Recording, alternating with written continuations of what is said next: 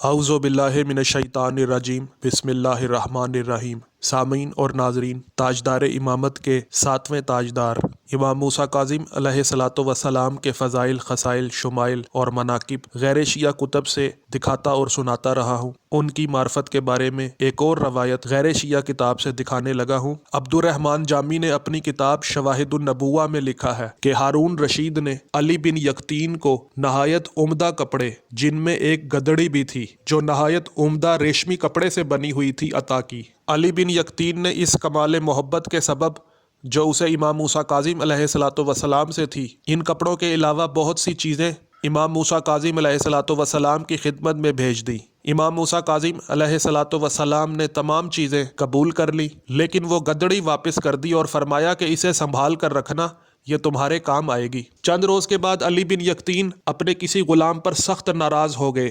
وہ غلام علی بن یقطین سے ناراض ہو کر بھاگ کر ہارون رشید کے پاس آ گیا اور وہاں جا کر کہنے لگا کہ میرے آقا یعنی علی بن یقطین نے موسیٰ بن کاظم کو اپنا امام تسلیم کر لیا ہے اور ان کے لیے بہت سا مال و دولت بھیجی ہے۔ اس مال و دولت میں ایک گدڑی بھی ہے جو جناب یعنی ہارون رشید نے ازراہ اعزاز و اکرام علی بن یقطین کو بھیجی تھی۔ تو سامعین، ہارون رشید نے یہ سنا تو بہت آگ بگولا ہوا اور اسی وقت ایک گماشتہ بھیج کر علی بن یقطین کو بلایا۔ علی بن یقطین دربار میں حاضر ہوا تو خلیفہ ہارون رشید نے پوچھا کہ وہ گدڑی جو میں نے تجھے پہنائی تھی اس کا کیا ہوا، وہ کہاں ہے؟ اس پر علی بن یقطین نے جواب دیا کہ اے خلیفہ، وہ تو میرے پاس ہی ہے۔ تو خلیفہ ہارون رشید نے کہا کہ اسے حاضر کرو۔ تو علی بن یقطین نے ایک غلام طلب کیا اور اسے کہا کہ فلاں گھر چلے جاؤ، وہاں ایک صندوق ہے اور فلاں کنیز سے اس کی چابی لے کر اس صندوق کا منہ کھولنا، اس میں ایک سیلڈ برتن نکلے گا، اسے لے آؤ۔ غلام نے چند منٹوں کے بعد وہ برتن حاضر کر دیا۔ اب ہارون رشید نے اس برتن کی مہر توڑنے کو کہا۔ جب ڈھکنا اٹھا تو اس سے وہی گدڑی نظر آئی جسے علی بن یقطین نے خوب عطر و گلاب میں بسا کر رکھا ہوا تھا۔ گدڑی کو دیکھ کر خلیفہ ہارون رشید کو تسلی ہوئی اور اس کا غصہ بھی ٹھنڈا ہو گیا۔ ہارون رشید نے کہا کہ اس گدڑی کو وہیں پہنچا دو اور خوش و خرم رہو، آئندہ میں کبھی تمہارے بارے میں کسی کے کہنے میں نہیں آؤں گا۔ سامعین، غیر شیعہ کتاب شواہد النبوہ میں درج علی بن یقطین کے واقعہ سے کم از کم 2 شیعہ عقائد ثابت ہو گئے۔ پہلا، امام موسیٰ کاظم علیہ الصلاۃ والسلام کا علم غیب رکھنا، اور دوسرا، اپنے محبوں کو جان بچانے کے لیے تقیہ کرنے کا حکم دینا۔ سامعین، چونکہ امام موسیٰ کاظم علیہ الصلاۃ والسلام کو معلوم تھا کہ مستقبل میں علی بن یقطین کا غلام یزید وقت ہارون رشید سے علی بن یقطین کی چغلی کرے گا اور ہارون رشید ملعون علی بن یقطین کو اطاعت امام موسیٰ کاظم علیہ الصلاۃ والسلام کی پاداش میں قتل کرنے کا حکم دے گا، اس لیے حجت خدا امام موسیٰ کاظم علیہ الصلاۃ والسلام نے کمال حکمت عملی کے پیش نظر علی بن یقطین کو حکم دیا کہ وہ گدڑی تم اپنے پاس رکھو اور کسی کو نہ دینا۔ کریم امام کے حکم کی تعمیل آوری کرتے ہوئے علی بن یقطین نے وہ گدڑی اپنے پاس رکھی اور وقت پڑنے پر ہارون رشید کو دکھا دی، جس سے علی بن یقطین کی جان بچ گئی۔ تو سامعین، اس واقعے نے یہ بات ثابت کر دی کہ حجت خدا عطائے الہی سے علم غیب کا مالک ہوتا ہے۔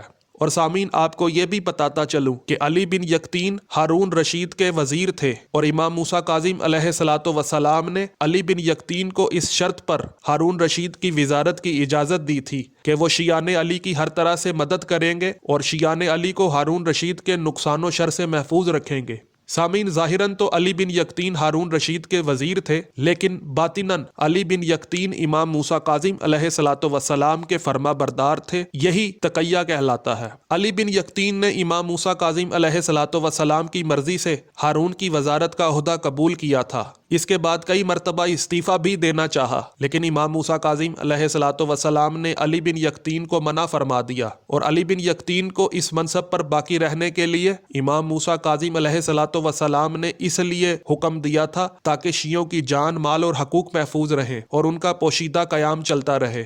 امام موسیٰ کاظم علیہ الصلاۃ والسلام نے علی بن یقطین سے فرمایا تھا کہ تم مجھے ایک چیز کی ضمانت دو تو میں تمہیں 3 چیزوں کی ضمانت دوں گا۔ تم کبھی تلوار سے قتل نہیں ہوگے، یعنی دشمن کے ہاتھوں قتل نہیں ہوگے، کبھی فقیر اور تنگ دست نہیں ہوگے اور کبھی قید خانہ میں قید نہیں ہوگے۔ لیکن جس چیز کی تم مجھے ضمانت دو وہ یہ ہے کہ جب بھی کوئی شیعہ تمہارے پاس آئے تو تم اس کا ہر کام کرو گے اور اس کی عزت و احترام کرو گے۔ علی بن یقطین نے حکم امام کو قبول کیا اور امام نے بھی مذکورہ شرائط کی ضمانت دی۔ سامعین، تقیہ کے جواز کا ایک اور مشہور واقعہ شیعہ کتب میں تواتر کے ساتھ نقل ہوا ہے۔ کتب میں لکھا ہے کہ علی بن یقطین نے امام موسیٰ کاظم علیہ الصلوۃ والسلام کو ایک خط لکھا کہ ہمارے درمیان اس معاملے میں بحث ہو رہی ہے کہ آیا مسح ٹخنے سے پیروں کی انگلیوں تک ہونا چاہیے یا انگلیوں سے ٹخنے کی طرف، اس کی ذرا وضاحت فرما دیجئے۔ تو امام موسیٰ کاظم علیہ الصلوۃ والسلام نے علی بن یقطین کو خط لکھا کہ میرا خط وصول ہوتے ہی تم اس طرح وضو شروع کرو کہ 3 مرتبہ کلی کرو، 3 مرتبہ ناک میں پانی ڈالو، 3 مرتبہ منہ دھو، اپنی داڑھی کو اچھی طرح بھگو، سارے سر کا مسح کرو، اندر باہر کانوں کا مسح کرو، 3 مرتبہ پاؤں دھو، اور دیکھو میرے اس حکم کے خلاف ہرگز عمل نہ کرنا۔ تو سامعین، علی بن یقطین نے جب اس خط کو پڑھا تو حیران رہ گئے کہ امام نے تو اہل سنت والا وضو ہمیں تعلیم فرمایا ہے، لیکن علی بن یقطین یہ سمجھتے ہوئے کہ امام نے جو کچھ حکم دیا ہے اس کی گہرائی کا اچھی طرح امام کو ہی علم ہوگا، علی بن یقطین نے اس پر عمل کرنا شروع کر دیا۔ تو سامعین، راوی کہتا ہے کہ علی بن یقطین کی مخالفت ہمیشہ دربار میں ہوا کرتی تھی، اور لوگ بادشاہ وقت ہارون یزید ملعون سے کہا کرتے تھے کہ علی بن یقطین شیعہ ہے اور تمہارا مخالف ہے۔ تو ایک دن بادشاہ وقت ہارون رشید ملعون نے اپنے بعض مشیروں سے کہا کہ علی بن یقطین کی شکایات بہت زیادہ ہو چکی ہیں، لہٰذا اب میں خود چھپ کر دیکھوں گا اور یہ معلوم کروں گا کہ علی بن یقطین وضو کیسے کرتا ہے اور نماز کس طریق پر پڑھتا ہے۔ تو ہارون رشید نے چھپ کر علی بن یقطین کے حجرہ میں نگاہ ڈالی تو دیکھا کہ وہ اہل سنت کے اصول اور طریقے پر وضو کر رہے تھے۔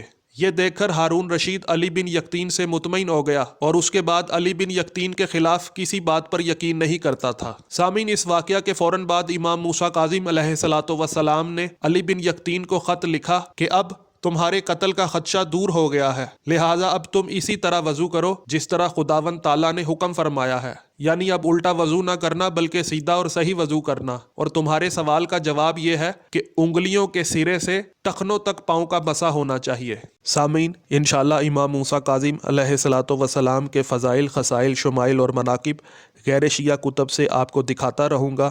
اگر آپ کو ویڈیو پسند آئی ہے تو ویڈیو کو لائک کریں، کومنٹ کریں اور زیادہ سے زیادہ شیئر کریں تاکہ لوگوں کو امام موسیٰ کاظم علیہ الصلوۃ والسلام کی معرفت نصیب ہو۔